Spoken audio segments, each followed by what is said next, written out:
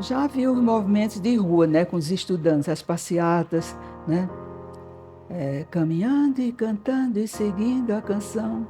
Somos todos irmãos. O de Geraldo Vandré, né, a música, era quase o nosso hino nacional. Né? E quando era no horário da escola e que aquele horário ficava cedido ou exigido para um ato público, a gente tinha, a gente ia assim. Mas tudo na moderação. Eu não tive, porque como eu era professora, passava assim alguma coisa parecida, como se eu fosse ensinar ou trocar ideias, né, com o pessoal. E me escolheram para eu ir para Ibiúna representar a Faculdade de Filosofia. Quando nós fomos para a Granja, as pessoas era assim uma coisa muito organizada, porque eu ia daqui, uma pessoa simples daqui do interior, né, e ia para São Paulo. E encontrava lá no ponto tal uma pessoa, que eles quem sabiam, para a gente passar uma senha, para poder se identificar.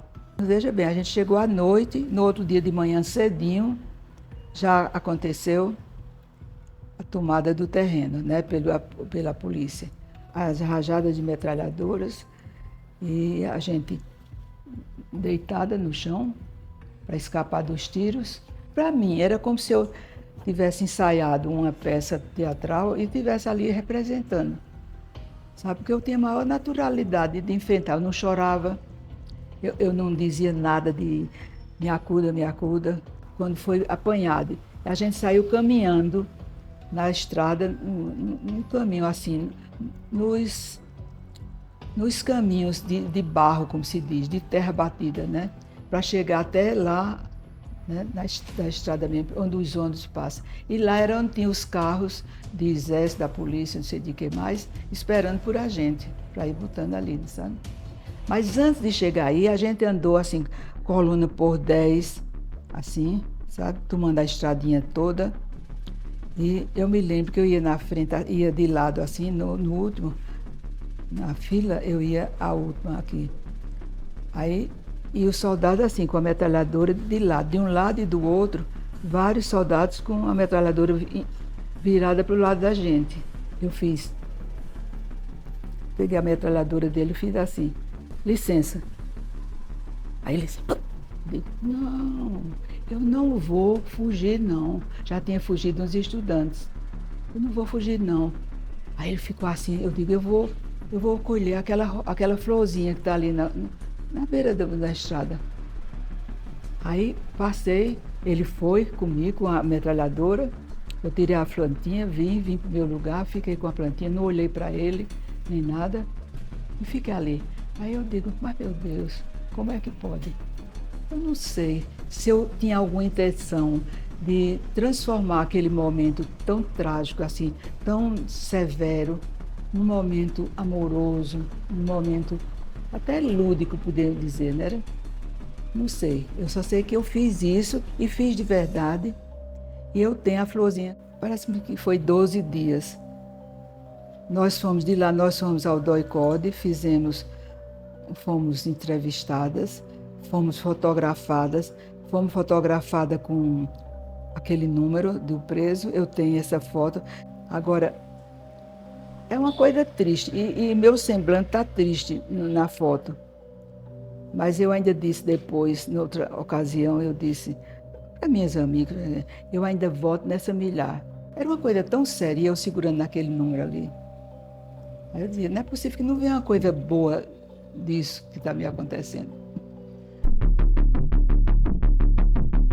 Eu me lembro o seguinte, que de manhã, um irmão meu, eles ainda eram solteiros, os irmãos, foi aí e disse, Maura, deu tinha uma notícia bem chamativa, de música bem chamativa, que era para dizer uma coisa ruim que tinha acontecido. Não só de política, mas um assassinato, uma coisa assim. E ele disse, olha, deu na rádio que Josélia, disse o nome, Josélia foi presa. Aí eu disse, como assim? Aí ele contou, ele disse, deu isso, que foi presa, mas não sabe que tipo de prisão foi. Mas eu sabia que essa Josélia participava do movimento político. Aí já tinha havido com Jorge, já tinha havido uma prisão assim, quase sequestro, sabe? E foi, realmente foi. E eu comecei a ficar com cuidado, né? Eu ia daí, do pequeno da esquina, passava um quarteirão ou outro, no outro eu entrava, na Marechal Deodoro. Aí quando eu cheguei na esquina para dobrar, aí pararam dois carros e os caras desceram bem depressa e ficaram em volta de mim. Aí disse, você está presa, estou com ordem de lhe levar presa. Aí eu disse, o que está acontecendo? O que foi? Aí eles disseram, a gente não vai conversar muito não. Aí eu disse, mas eu não posso, minha casa é aqui bem pertinho. Eu vou então avisar na minha casa que eu vou, não venho para almoçar. Aí ele disse, aí eu caí. Ele disse, entra aqui que a gente para lá e avisa e vai. E foi o que eles quiseram. Me levaram lá, já era para a granja.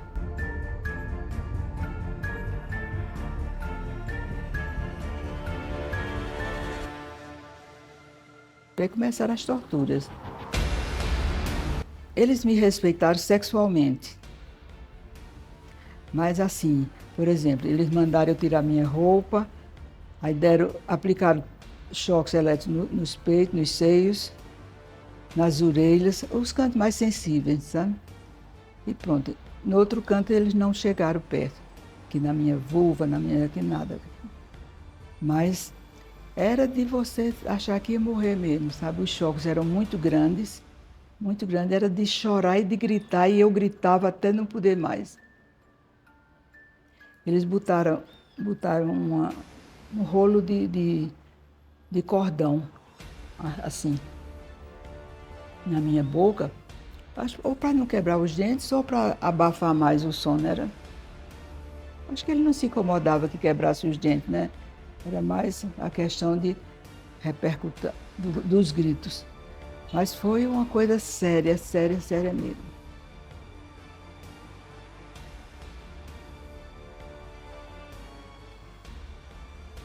Mamãe fez três ou quatro cartas, redigiu, fez à mão, fez uma para o prefeito, fez para o major do Exército, Major Câmara, e fez uma para o governador do estado. Umas cartas curtas, manuscritas com a letra bonita, pedindo às autoridades providências no caso do meu desaparecimento, né? Campina Grande, 11 de maio de 1974. Prezadíssimo senhor prefeito, doutor Evaldo Cruz, meus cumprimentos.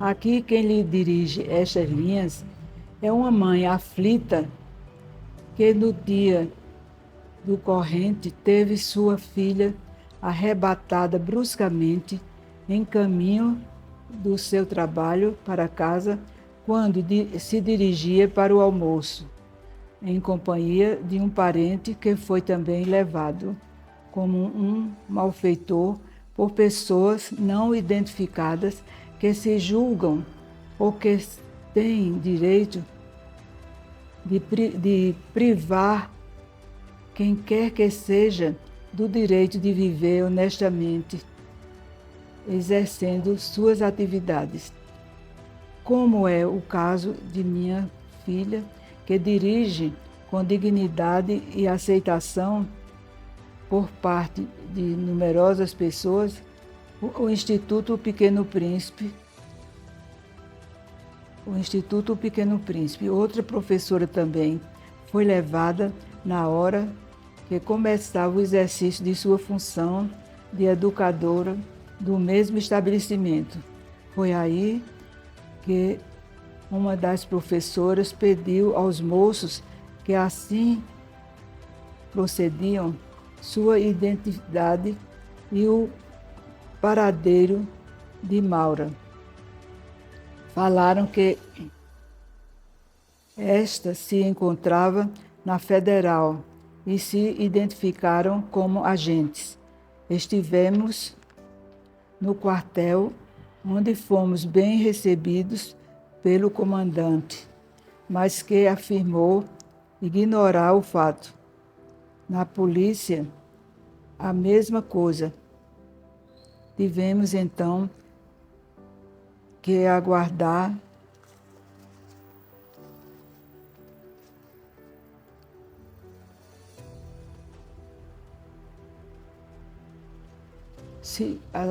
com silêncio que a causa se processe legalmente e 13 dias de amargura e espera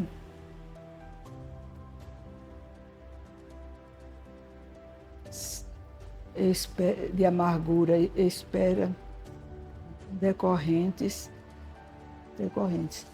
Não sabemos onde estão essas vítimas da injustiça humana. Não temos para quem apelar. A imprensa não quer ou não pode publicar uma nota. Os amigos não podem interferir. E o desespero se apodera de todos. O medo, a intranquilidade é o nosso quinhão. Mas será mesmo que não temos para quem apelar? Lembrei-me do hoje, nas horas de insônia,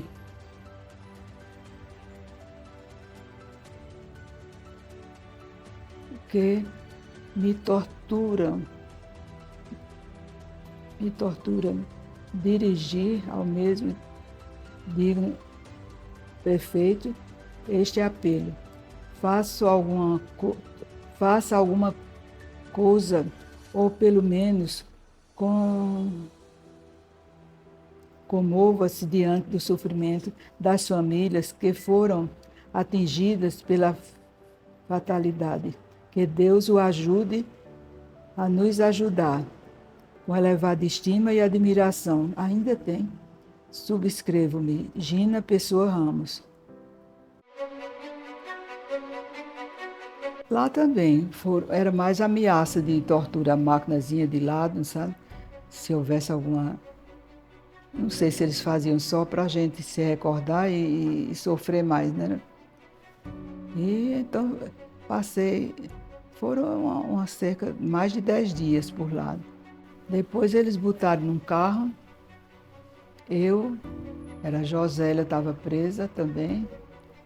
Roberto, o rapazinho que eu disse que desse fim aos documentos que ele tivesse.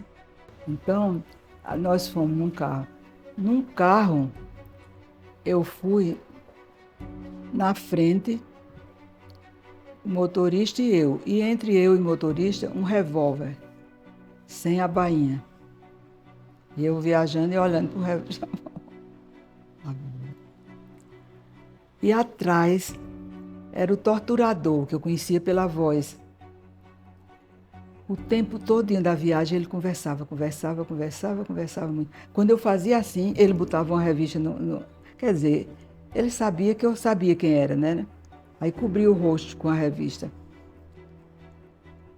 E foi assim, até chegar. Para chegar, me deixaram num local estranho, do São Francisco, do bairro do São Francisco, muito para dentro dos matos, sabe, bem deserto mesmo.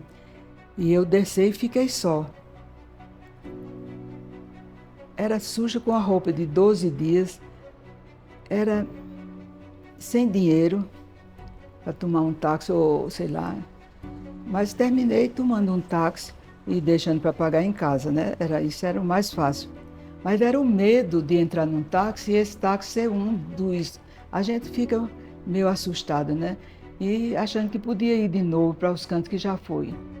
Mas não, fui para casa, cheguei em casa, estava uma reunião de mamãe com um vereador. Na rua eu encontrava com as pessoas evitavam olhar para mim, para não se comprometerem. Agora, interessante, eu não fiz assim, pichação, essas coisas assim que chamam a atenção, né? Não. Mas como eu era professora, né, era como se diz assim, ela sabe o que está fazendo, né? A escola foi meu pronto-socorro, foi meu amparadouro, porque tia Maura, um sorriso aqui, né? Vamos fazer isso, vamos brincar disso, vamos brincar daquilo. Então, as crianças, para mim, foi, como eu disse, encontrei ancoradouro no coração das crianças.